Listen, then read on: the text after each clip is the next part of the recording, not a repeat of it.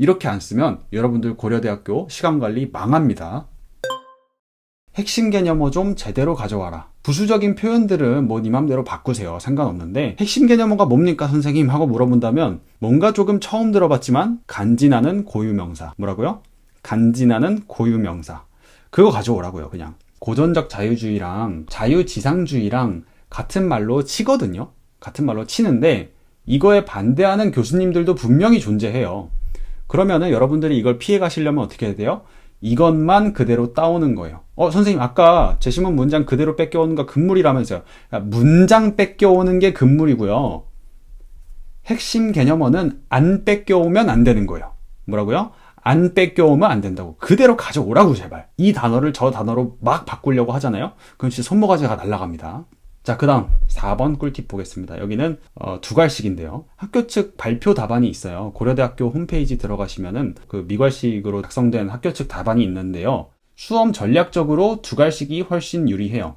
여러분들이 저랑 이제 고려대학교 수업을 진행을 하고 참석을 받게 되겠죠. 제 예시 답안을 딱 보면 채점자가 그냥 쓱 읽고 쓱 채점하고 그냥 끝나버려요. 채점자를 절대 피곤하게 해선 안 돼요, 여러분들. 채점자가 누구냐면요. 여러분 어머니, 아버지 세대가 딱 채점관들 세대예요. 이 채점하시는 분들이 어떤 분들이에요? 교수님들이거든요. 교수는 뭐 하는 사람이죠? 연구하는 사람이에요. 교수님이 연구하고 애들 가르치기도 바빠 죽겠는데 한창 그 바쁜 시즌에 와가지고 논술이니 뭐니 채점하라고 불러 제끼죠. 짜증나죠? 교수님들을 절대로 피곤하게 해서는 안 됩니다. 다음 거는 제가 항상 강조하는 거죠. 원인, 결과. 예를 들어서 인구구조 변화 때문에 세대전쟁이 생겼다라고 한다면은 이 원인이랑 요 결과 요것만 좀 잘 잡아주자.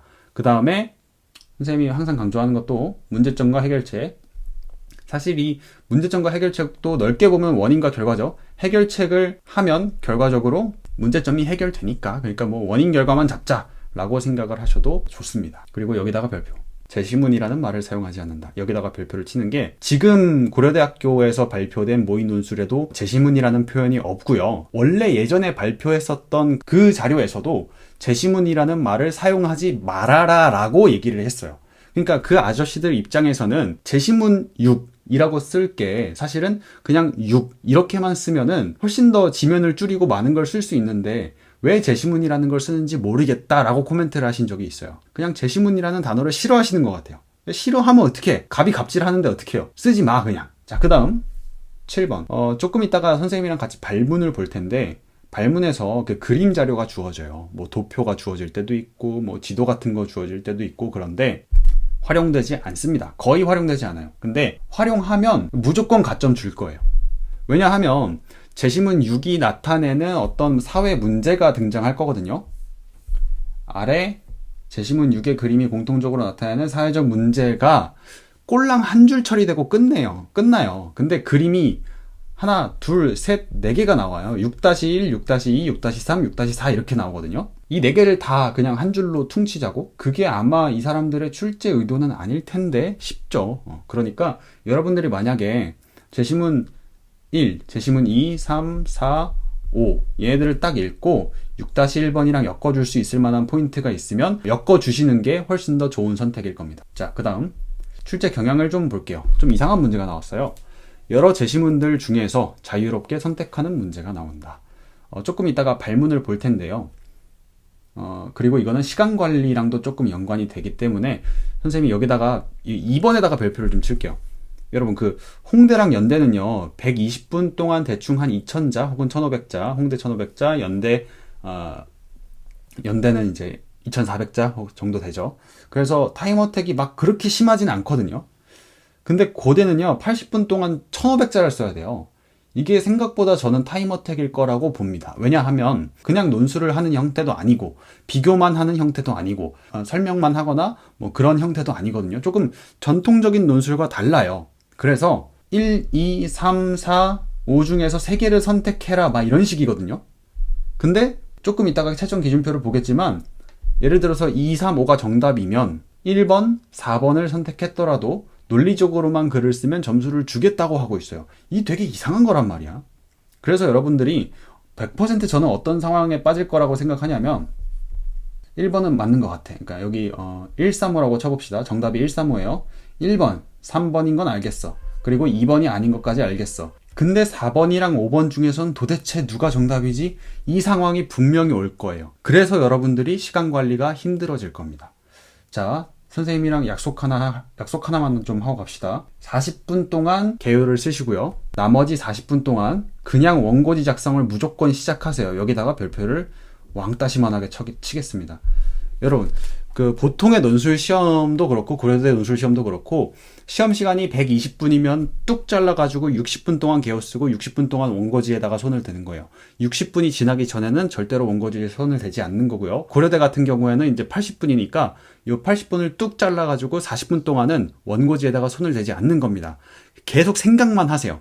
그래야 여러분들이 그 생각을 조금 더 깊게 할 수도 있기도 하고요. 2번 문제 풀다가 1번 문제에 뭔가가 생각이 나기도 하거든요. 1번 문제와 2번 문제의 문제풀이, 즉 이 개요를 떠올리는 이 과정을 한꺼번에 하셔야지 얘를 1번 문제 풀고 원고지에다 옮기고 2번 문제 풀고 원고지에다 옮기고 이렇게 하다 보면은 절대로 시간을 맞출 수가 없습니다. 시험장에서 시계 딱 들고 갔는데 40분 지났다. 그냥 답 써. 뭐든지 간에 똥이 되든 된장이 되든 일단 쓰세요. 자, 이제 1번 문제 보겠습니다. 한번 읽어볼까요? 위 글 1, 2, 3, 4, 5 가운데 셋을 선택하여 그것을 근거로 아래 6의 그림이 공통적으로 나타내는 사회적 문제의 해결 방안을 제시하시오. 지금까지 발표된 문제들로 보았을 때 아래 6이 공통적으로 나타내는 사회 문제, 그 6-1, 6-2, 6-3, 6-4 이렇게 나온다 그랬죠? 이 사회 문제가 뭐지? 이게 어려웠던 적은 없어요. 지금까지는 없습니다. 그런데 뭐가 됐든지 간에 여기에서 메인 디쉬는 무엇이냐? 예를 들어서 뭐 이게 여기에서 공통적으로 나타나는 사회적 문제가 고령화라고 쳐볼게요. 이 고령화에 대해서 해결 방안을 제시할 수 있는 게 1번, 2번, 3번 이렇게 하면 3개가 딱 되잖아. 3번은 절대 아니고 4번이랑 5번 중에 누구지? 이게 무조건 남을 거라는 거지. 자, 밑에 팁 하나씩 보겠습니다. 20분 동안 개요 잡는다고 생각하세요. 그리고 개요를 잡는 그 사이에도 마찬가지예요. 여러분들이 1번 문제를 풀다가 요 상황이 됐어, 지금. 1번, 2번은 맞고 3번은 아니고 4번, 5번은 둘 중에 뭘 선택해야 될지 모르겠어. 근데 20분 지났어. 넘어가. 2번 문제 풀어. 2번 문제에서도 1, 2, 3, 4, 5가 사용이 되거든요. 그러면은 이거 풀다가 여기에서 4번, 5번 독해하면서 힌트가 나올 수 있어요. 그러니까 20분 동안 개요 쓰다가 1번 문제 개요 쓰다가 20분 지나면 그냥 뭐 하라고? 2번 문제 20분 동안 개요 쓰러 가라고요. 이 시간 관리 여러분, 그러니까 1번 문제 20분 개요, 2번 문제 20분 개요, 그 다음에 1번 문제 그 원고지 작성 20분, 2번 문제 원고지 작성 20분. 요거를 반드시 지켜주셔야 돼요. 이렇게 안 쓰면 여러분들 고려대학교 시간 관리 망합니다. 자, 그 다음 6이 나타나는 사회적 문제 자체가 어렵게 출제되지는 않을 것이다. 요거 봤고요. 1, 2, 3, 4, 5 중에서 지금까지의 기출 문제들을 보면은 문학작품들이 나왔어요. 근데 소설이 아닌 이상 저는 문학작품을 선택하는 것은 웬만하면 좀 피하는 게 좋겠어요. 그러니까 문학작품을 선택한다기보다는 그 문학작품을 확신하는 것, 확신 X라고 써놓으세요. 확신이 뭐냐면은 요거 있죠? 문학작품, 예를 들어서 2번이 C라고 쳐볼게요. 그럼 요 2번은 저는 읽지도 않고 바로 그냥 3번으로 4번으로 넘어갈 것 같아요. 예를 들어서 이렇게 있다고 쳐볼게요. 1번이 뭐 있고 3번, 4번, 5번. 여기가 C, 수필, 수필까지 넣으면 좀 그렇죠. 그냥 제시문. 그 다음에 여기가 뭐 소설. 이렇다고 치면 저는 1번을 읽고 여기다가 동그라미가 쳐졌어? 그러면 동그라미. 자, 그리고 2번이 C네. 그러면 바로 1초 만에 넘길 거예요. 그 다음에 3번 읽고 3번은 X인 것 같은데 그 다음에 4번 읽고 5번 읽고 뭔 말인지 모르겠다. 그때야 다시 2번으로 돌아와서 2번이 동그라미겠구나 혹은 뭐 X겠구나 이걸 판단을 하지. 만약에 여기에서 동그라미 3개가 다 나오잖아요. 그러니까 이걸 가지고도 1, 4, 5를 가지고 아래 6의 그림이 공통적으로 의미하는 그 사회 문제의 해결책을 생각할 수 있을 것 같아. 그러면 나 같으면 C는 고려도 안 해요. 읽지도 마. 그냥 이게 됐으면 어차피 점수 받아요. 뭐라 그랬어? 분명히 논리적인 타당성만 있으면 점수를 부여한다고 했어요. 고려대가 거짓말을 했겠습니까? 고려대가 뭐 한다고 여러분들을 속여요. 그럴 리가 없죠. 그러니까 여러분들 하셔야 될 일이 뭐다? 시 읽지 마라. 웬만하면 시 읽지 마라. 알겠죠? 무조건 정답인 것과 무조건 오답인 것을 제외하면 두 제시문 정도에서 선택의 기로에 서게 될 것이다. 4번, 5번 중에 누구지? 이 상황이 분명히 올 거라고요. 그때는요, 저는 20분 정도 되면 아무거나 찍고 넘길 것 같아요. 그러니까 그렇게 해도 붙을 수 있어요. 왜냐하면 논리성만 갖추면 정답의 가능성을 인정한다 그랬기도 하고, 아까도 말씀드렸던 것처럼 2번 문제에서 제시문 5 읽다가 이거 맞구나 혹은 이거 아니었구나를 1번 문제의 힌트를 얻을 수도 있다고요. 아시겠죠? 그러니까 됐고, 고려대는 내가 봤을 때 이번에 시간 싸움이에요. 그러니까 누가 20분 잘 지켜서 잘 넘기고 글을 완성해내냐 이겁니다. 그 시중에 지금 고려대 논술 나온 것들, 그러니까 입학처에 올라와 있는 이 문제들 보고 문제가 쉽다라고 얘기하는 선생님들이나 학원들이 있던데요. 그 개소리입니다. 여러분들 1강 듣고 나서 제 예시답안 보잖아요. 그러니까 어떻게 변별시키는지 딱 알게 될 거예요. 5번 보겠습니다. 20분 동안 제시문 선택 및 개요 작성이 끝나면 바로 2번 문제 개요 작성으로 넘어간다. 자, 이거 아까 했던 얘기고. 자, 근데 이게 사실은 우리 개념 강의 때 배웠던 그 설명하기 유형의 문제예요. 그 도구 제시문의 어휘를 그대로 대상 제시문에다가 갖다가 적용하는 거 있었죠. 1, 2, 3, 4, 5 가운데서 셋을 선택해서 6의 그림이 공통적으로 나타내는 사회적 문제의 해결 방안을 제시하라고 했어요. 자,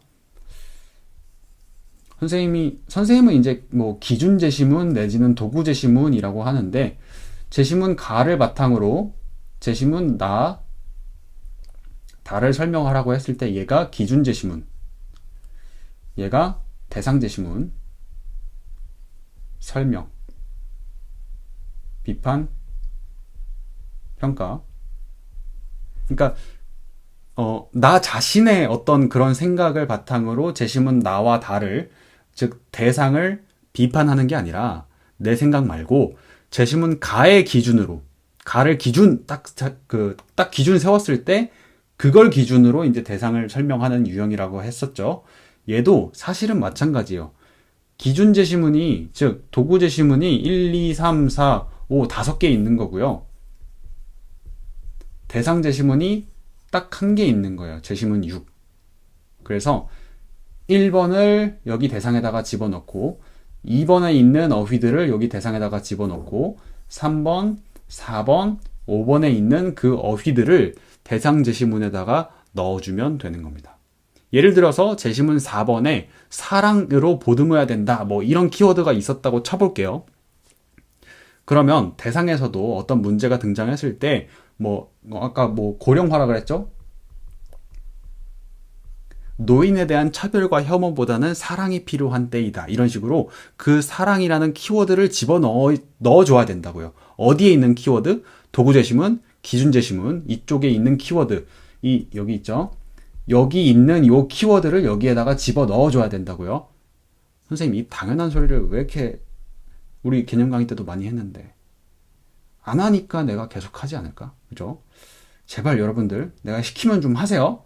여기 있는 단어들 여기다가 갖다 쓰라고. 몇 번 말하는지 모르겠어요. 2번 문제 보겠습니다. 자, 이거는 되게 중요하면서도 어려워요. 예전에 고려대에서도 한 10년 전쯤에 고려대에서 좀 유명한 되게 어려운 논술이 있었거든요. 그때도 고려대는 자기견의 유형을 되게 중시했고 좋아했어요. 이게 진정한 의미의 그런 글쓰기에 가깝거든요. 자, 여기에서 여러분들의 어떤 중요한 포인트는요. 제가 여기다가 볼드체를 안 해놨거든요. 여기다 여러분들이 형광펜을 좀 해주세요. 자신이 작가 혹은 학자가 되었다고 생각하고 논문을 쓰듯이 하나의 글을 쓰는 거예요. 하나의 글. 한 편의 여러분들의 수필, 여러분들의 비평문을 쓰는 겁니다. 자, 여기다가 좀 제일 큰 별표를 하고 나머지는 2번에서 별표를 안 할게요. 여기. 글이 하나여야 된다. 이거는 무슨 말이냐면 선생님 1회차 답안 보고 나면 하나 이해가 될 건데 그 전에 어떤 얘기를 해주면 좋을 것 같냐면은 여기 1, 2, 3, 4, 5 가운데 셋을 선택하여 그것을 근거로 옹호나 비판 어느 한쪽의 입장에서 아래 글 7에 나타난 신의 태도를 평가하시오. 신하가 나왔나 보네요. 대충 요렇게 평가하시면 돼요. 제시문 1, 2, 3, 4, 5 중에 3개를 바탕으로 얘를 옹호하거나 비판하시오. 왜 한국어를 못 쓰니? 이거라고 보시면 되는데 전 조금 더 쉽게 설명하고 싶어요. 7에 동의하는지 반대하는지 너의 견해는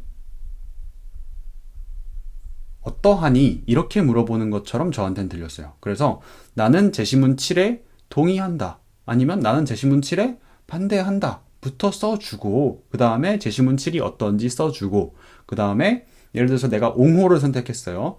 옹호를 선택했고 제시문 7에 동의를 했다. 그렇다면 이제 예를 들어서 제시문 1은 제시문 7의 논지에 부합하는 측면이 있다. 이런 식으로 써주고 그 다음에 서술 쫙 해주고 그 다음에 제시문 3 역시 제시문 7의 논지에 부합한다. 이렇게 써주고 그 다음에 제시문 5 역시 제시문 7의 논지에 부합하는 측면이 있다. 이런 식으로 써주겠죠. 자, 볼게요. 20분 동안 개요잡는다고 생각하시고요.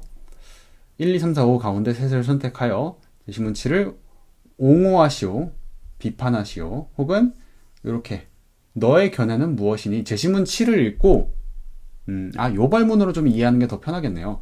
제시문 7을 읽고 동의하는지 반대하는지 밝히시고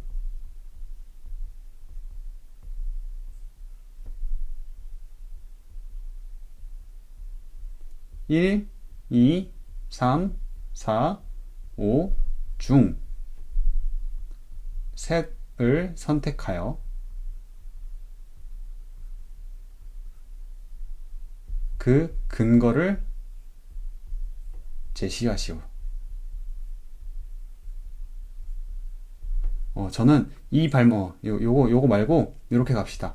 제시문 7에 동의하는지 반대하는지 밝힌 후 1, 2, 3, 4, 5 중에서 3가지 제시문을 선택해서 그 근거를 제시하시오. 이렇게 이해하시는 게 제일 편할 것 같아요. 자, 여러분들이 만약에 옹호를 선택했다면 여러분들이 앞에 화면 봐봐요. 여러분이 제시문 그 7을 쓴 사람이 되었다고 생각하고 이 세상에 있는 1, 3, 5, 제시문 1, 2, 3, 4, 5를 보고 내 견해에 맞는 것들을 보면서 남들한테 말한다고 생각하세요. 자, 봐봐. 제시문 1, 3, 5 봐봐. 내 말이 맞지? 이런 식으로 한 편의 글을 쓰는 겁니다. 그 다음에 비판을 선택했다면 제시문 7의 저자와 철천지 원수지간이라고 생각하세요.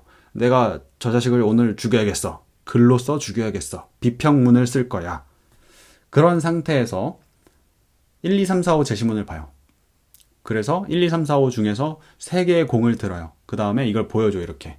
야, 봐봐. 네 말이 틀렸지. 이렇게 글을 쓰는 겁니다. 자, 구체적으로 어떻게 쓰는 것이냐. 제가 시간을 한 3분 정도 드릴 테니까 요거 성균관대 예시 문제거든요. 혹시나 이제 성균관대 선생님이랑 아직 1회차 안 한 학생들은 스포일러가 될 수 있으니까 굳이 안 보셔도 될 것 같고 그런 학생들은 여기서 종료하시고 그리고 이제 제시문 1, 2, 3, 4를 여러분들이 지금 읽지 않았잖아요. 그래서 요 구조만 보시면 돼요. 구조만 보시면 되고 3분 동안 시간 드릴 테니까 한번 쭉 읽어보세요. 시작. 자, 됐나요? 볼게요. 원자력 발전소에 관하여 주민들을 설득하기 위해서 이성적인 광고랑 감성적인 광고랑 무엇이 적절한지 너의 생각을 밝히고 제시문 1, 2, 3, 4를 바탕으로 그 근거를 제시하시오. 이겁니다. 아시겠죠? 원자력 발전소 관련해 이거에 관련해 설득하기 위해서는 감정, 저는 세모를 선택했네요. 문제 1에 1, 4에서 볼 수 있듯 인간의 행동은 감정에 기반하고 옳고 그름의 판단 역시 감정에 기초하기 때문이다. 자, 감성적인 광고, 감성적인 광고 혹은 감정에 호소하는 광고를 내가 주장하는 거예요. 내가 주장하는 거고, 자, 봐봐. 제시문 1, 4를 보라니까? 인간은 원래 감성적인 존재야. 라고 내가 지금 어필하고 있죠? 이런 식으로 쓰는 겁니다. 아시겠죠?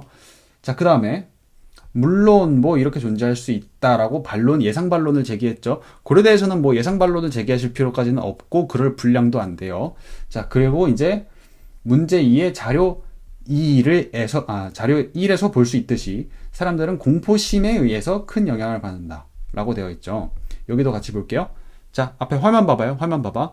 내가 지금 감성적인 광고를 제작하고 싶은 사람이에요. 감성적인 광고 제작하고 싶어요. 내가 아까 그 1분단에서 자, 봐봐. 제시문 1이랑 제시문 4를 보라니까 인간은 원래 감성적인 존재야. 라고 얘기했죠. 그 다음에 하나를 더 제시하는 겁니다. 야, 봐봐. 자료 1 봐봐. 자료 1. 인간은 원래 공포심에서 굉장히 큰 영향을 받는 사람이라니까? 뭔 소리야? 받는 존재라니까? 그래서 총 근거가 몇 개예요? 첫 번째로는 제시문 1, 제시문 4, 그 다음에 자료 1. 제시문 1, 제시문 4, 자료 1 봐봐. 내 말이 맞지? 이게 자기 글쓰기입니다. 자기 견해 글쓰기예요. 자, 여기까지 해가지고 고려대학교 어떻게 푸는지 한번 알아봤고요. 이제 본격적으로 문제를 풀어와 보도록 합시다. 고생하셨습니다.